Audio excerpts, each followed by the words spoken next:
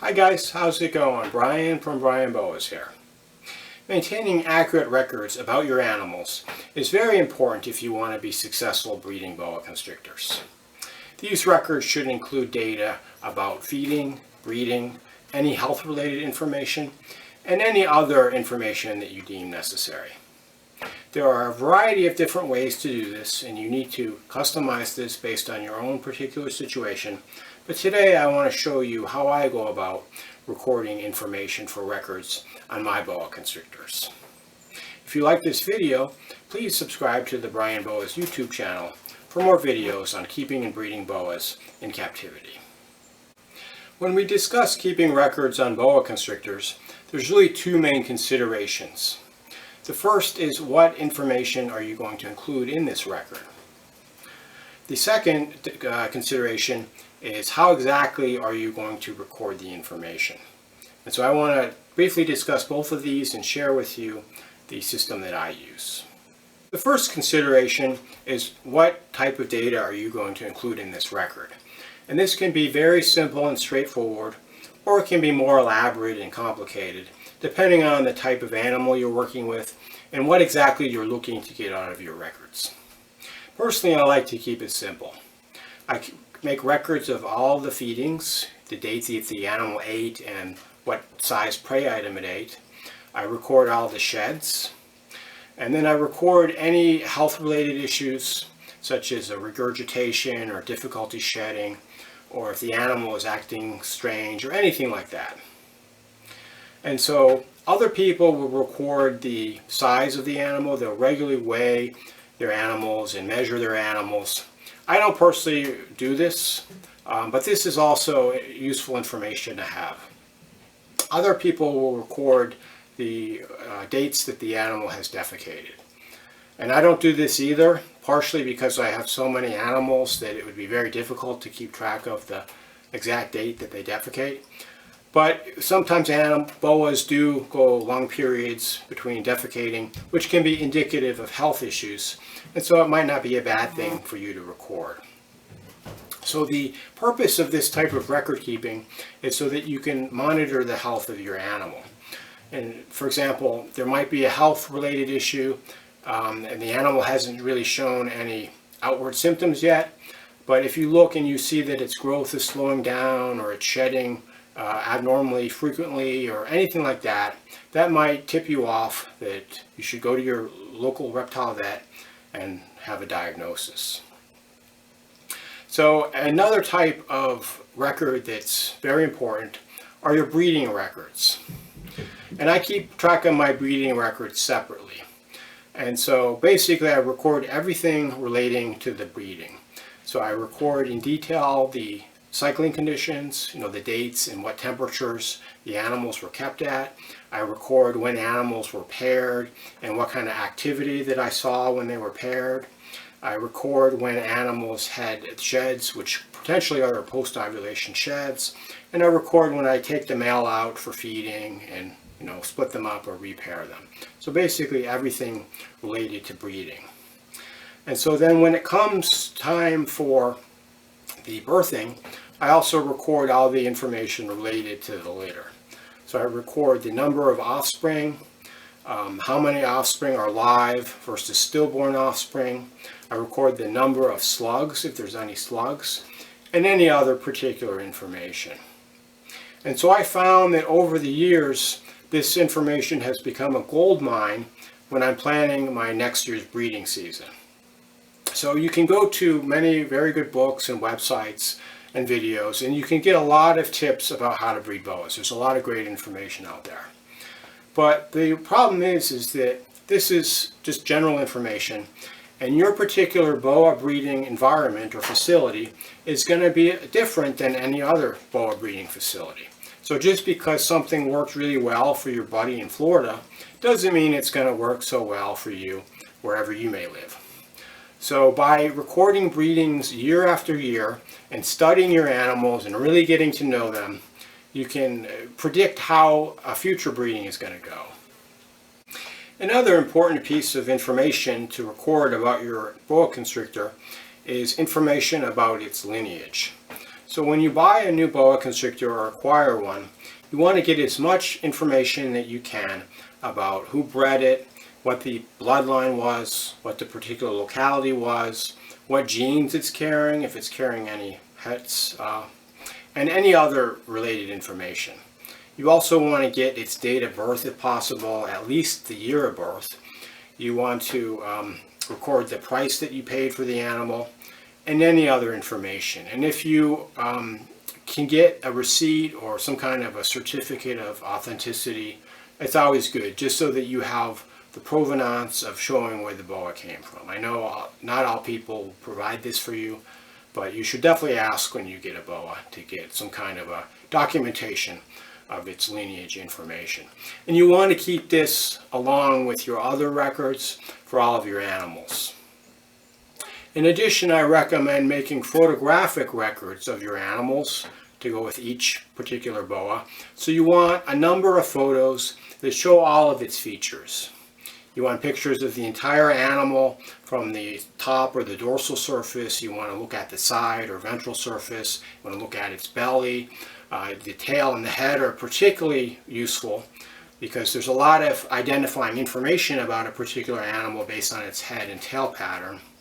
And you want to have this all saved on your computer so that the photos are available in case you need that information. Along the same lines, some people will actually have a little microchip implanted into each of their boas, just so they can use this to track the animal, or in case the animal was ever stolen, that they can prove it was theirs. Although I don't particularly do this for my animals, but it's something that you may want to consider. But the second determination that you'll have to make regarding your boa record keeping is what is the mechanism that you're going to use to store the information. And there's really two main ways. You have the old school way with a piece of paper and pen or pencil, and then you have the new school way with a computer. And personally, I'm an old school kind of guy, and I spend most of my day during my day job behind the computer, so I opt, at least up till now, for the paper way. And so I've been doing this a little bit differently as my collection has grown over the years. Originally, I kept these little notebooks, and for every animal I have a separate notebook.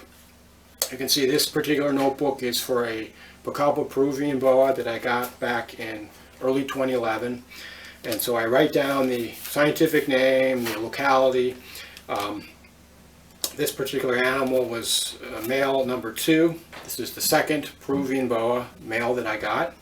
I have information about the birth date, the bloodline, who I got it from, and then I record all of the feeding information as well as shedding information. I don't think I really recorded much else for this particular animal. He really didn't have any health problems.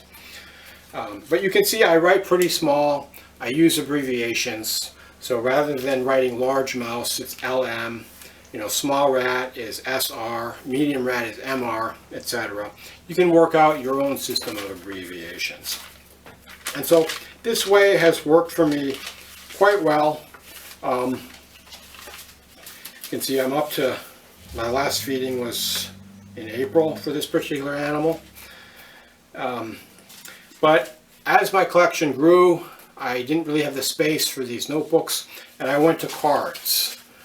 Okay, so I would basically just write the same information on index cards, and obviously I have to use multiple cards because each card can only contain a year or two's worth of information.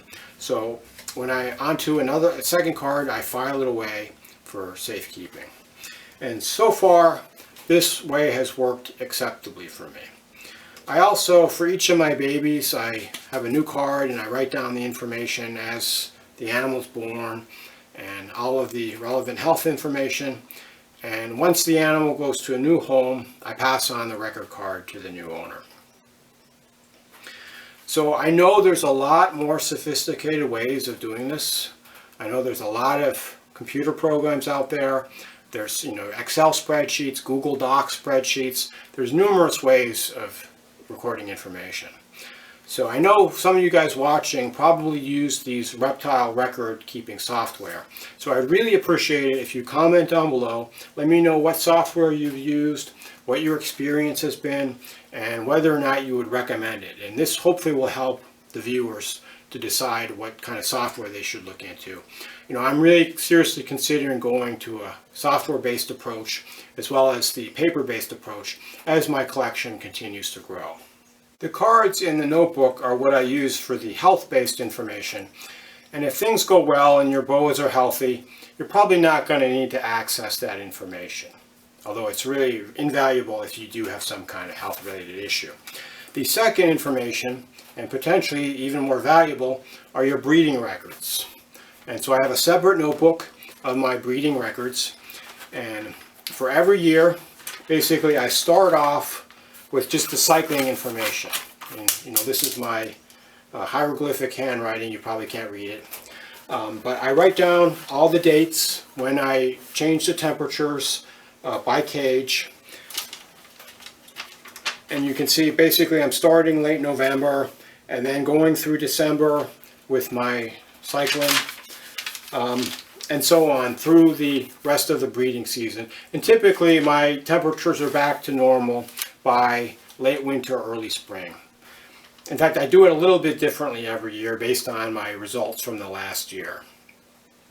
And then I have a separate page for each of my pairings. Okay, and I write down 2020 pair number 1, what it is. I have ID numbers, male Tarahumara male 1 crossed with female 2. And I should mention that I give each animal a unique ID number. And it's a fairly simple system. I have an abbreviation for the type of boa. For example, for Tarahumara boa, I just have T for Tarahumara, M for male, and then number 1. And then the females are F, so TF number 2 is the second Tarahumara female, and so on. And I keep that numbering, and then if I sell an animal or if an animal passes away, it's a unique number, so I don't go back and renumber another animal with that number. So you can see here, this is the pairing information of my first pair for this year, which is my Tarahumara. So I first paired them up in December. I write down activity that I observe, when I separate them for feeding, when I see sheds, etc. And so they're still paired.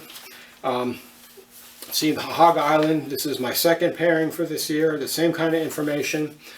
And I removed the male on March 30th. That's when, the party was over for my hogs. Because, by the 22nd of March is when I had my post-ovulation shed, and based on how she's acting, I'm 99% sure she's gravid. Okay, and so I do this for each of my pairs. And so then I also have this information on the last page where I write down my post-ovulation shed and my due dates. And this is really important information. So basically I can write down, based on the post-ovulation shed, I can predict when the animals are going to give birth. And to do this, I basically just add 105 days to the post-ovulation shed date. And there's actually some day-date duration calculators that you can use online for free. You just put in the dates, you add 105 days, and it tells you what the end date will be. And I found over the years that this 105 days is a good starting point, but for my true red-tailed boas, the BCC, they'll typically go quite a bit longer, somewhere around 110, 115, or even 120 days after the post-ovulation shed. Some of my dwarf boas, on the other hand, will deliver earlier. Things like the Corn Island and Crawl Key boas. Sometimes they'll only go like 100 days after the post-ovulation shed. But this information is really good because when I do a duplicate pairing 2 years after I pair them last, and typically I breed every other year each female, I can go back to my 2018 records and I can see what the post-ovulation shed, what the predicted date was, and what the actual date was. Okay, for example, my Tarahumara had a post-ovulation shed on March 26, 2018. Its due date was the 9th of July. It actually gave birth on the 30th of June. Okay, and so on. And so Usually I find that I get very close approximation year to year. In fact, some females will give birth just a few days off from the date that they gave birth 2 years earlier. However, it's different every year, and I bring up the example of my Tarahumara. So this is an animal, I have the same pairing going this year if you've tuned into some of my breeding update videos. But what's strange is this animal isn't acting gravid. She shed, but I don't think it was the post-ovulation shed. And you can see here that I got a post-ovulation shed on March 26 in the previous year, and we're now, a month and a half after that. Actually, almost 2 months. So that's why I'm a little reluctant to say that I might do Tarahumara this year. It's still kind of up in the air. And maybe she's just going to deliver late, or maybe for whatever reason, I'm just not going to get any Tarahumara. Well, looking at the Hog Island, you can see I got a post-ovulation shed from my female on March 22nd, 2018, and they were born, predicted on the 5th of July, born on the 30th of June. And looking at this year, we got a post-ovulation shed on the 22nd of March, which is actually the exact same date. Okay, so if the trend continues, we can expect 30th of June 2020 she'll deliver. So the predicted again would be the 5th of July. So it's really valuable. Once you have animals year after year, you're going to get to know those particular animals, and you can predict their breeding cycles a lot more successfully, and you can be a lot more successful with your breeding. So your breeding information is definitely priceless information. So record as much information as you need and as you can, in as much detail. Make sure you can understand it so it's legible, because this is information that really is going to make you or break you as a breeder of boa constrictors. One last type of information that you may or may not want to record are your regular maintenance activities. And this includes cleaning cages, changing bedding, changing water, etc. And personally, I don't record my regular maintenance activities because I have them on a schedule. And basically, it's a weekly schedule, and I split my collection up because I can't do it all in one day. And typically, I'll do my maintenance over 2 or 3 days every week, and I can maintain every animal appropriately. And then, of course, I do a lot of spot checks. When I'm breeding animals, I'll check in on them every day to see how things are going. But you may or may not want to record your maintenance activities. So I thought I'd get out a couple real nice animals to share with you to end the video. And this guy is a 2014 holdback Suriname true red-tailed boa. And so one of the people's misconceptions is that Suriname true red-tails have the peak saddles, and that's how you can identify them. And that's really not true. So you can see this guy has round saddles. He doesn't have any peak saddles. And that was one of the reasons I kept this guy. I also thought he had a lot of contrast as a baby, and that certainly continued as he's nearing adulthood. And just a really nice looking boa. So this particular litter had animals that were strongly peaked, animals with moderate peaking, and also some that had no peaking like this guy. And both of the parents were kind of moderately peaked. And so this guy is approaching breeding age. I may pair him up next year for his first time. But I've actually got a really strong group of young stud male Suriname boas that are ready to go. So he's got a lot of stiff competition. So we'll just have to see how it goes next year and whether I decide to give this guy his first chance at fatherhood. And another really beautiful animal. This is a 2016 born male, Joe Terry Orange Crush bloodline, Bolivian Boa Constrictor amarali, the short-tailed boa. This guy was produced by Kenneth Proctor, and I've got a pair of these. So you can see this guy is probably about 5 feet, so he's nearing breeding size. I'm not sure if I'm going to pair them up next year. I might give them another year, just so they'll get a little bit bigger and more mature. I hope this video was helpful for you and gave you some food for thought about keeping records on your boa constrictors. As always, feel free to reach out to me with any questions or comments that you may have. Thanks for watching, and enjoy your boas.